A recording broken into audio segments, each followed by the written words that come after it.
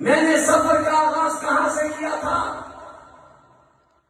کہ درختوں کے نیچے میرے اساتذہ بیٹھتے تھے، گھروں میں بچے جاتے تھے، روٹی مانگ کر لاتے تھے، استاد اور شاگرد اس روٹی کو کھایا کرتے تھے۔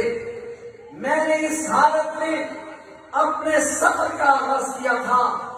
آج 50 لاکھ بچے اور بچیاں ہمارے مدارس سے تعلیم حاصل کرتے ہیں۔ شان مدارس، شان مدارس، شان قرآن، عظمت قرآن۔ 20 لاکھ سے زائد بچوں کا آج مدرسہ کفیل ہے، اور یہ دنیا کا سب سے بڑا عوامی انجیوز ہے۔ ہم نے اپنا سفر درختوں کے نیچے سے شروع کیا تھا اور سفر جاری ہے، لیکن یہ مت سمجھنا کہ یہ سفر ان عمارتوں کا پابند ہے، ان عمارتوں کے ساتھ ہے۔ بعض لوگوں کو مدرسے کی بلڈنگ کو دیکھ کر دھوکہ ہو جاتا ہے۔ میں ایک بات کہے بغیر رہا نہیں کرتا۔ حضرت مولانا یوسف بنوری رحمۃ اللہ علیہ نے جب ایک عام حکمران نے یہ کہا کہ ہم ان سب مدارس کو بلڈوز کر دیں گے، تو مجاہد ختم نبوت مولانا یوسف بنوری نے کہا، تم سمجھتے ہو کہ مدرسہ بلڈنگ کا نام ہے؟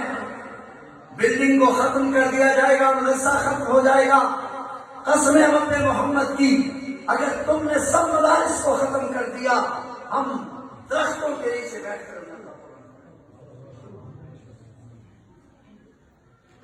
اس وقت ایک بات حضرت بنوری نے کہی، اور دوسرا بیان فقیر اسلام مفتی محمود رحمۃ اللہ علیہ نے فرمایا، آج ہمارے کانوں میں یہ آواز سنائی دے رہی ہے کہ ہم ان مدارس کو بلڈوز کر دیں گے۔ اللہ کی قسم، یہ ہماری لاشوں سے گزر کر تو ممکن ہوگا، اس سے پہلے ممکن نہیں ہوگا۔ اور ایک بات اس وقت ایک قلندر نے بھی کہی، حالات کے قدموں میں قلندر نہیں گرتا، ٹوٹے جو ستارہ تو زمین پہ نہیں گرتا۔ بڑے شوق سے تھے سبھی دریا سمندر میں، مگر کسی دریا میں کبھی سمندر نہیں گرتا۔ سکندر مرزا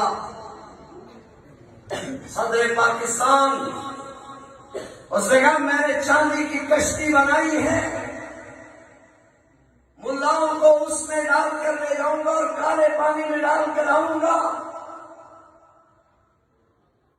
مجاہد ختم نبوت مولانا غلام غوث ہزاروی نے کہا، سکندر مرزا تجھے اس ملک میں مرنا نصیب نہیں ہوگا۔ پھر کہا، سکندر مرزا تجھے اس ملک کی قبر نصیب نہیں ہوگی۔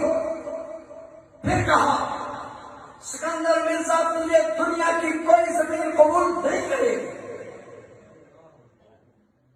چشمے فلک نے دیکھا، سکندر مرزا یہاں سے بھاگا، لندن میں ایک ہوٹل میں ملازم ہو گیا، وہاں اس کا انتقال ہو گیا۔ اس کو تابوت میں ڈال کر امانتاً لندن میں دفن کیا گیا۔ پھر اس کے تابوت کو وہاں سے نکال کر ایران میں دفن کیا گیا۔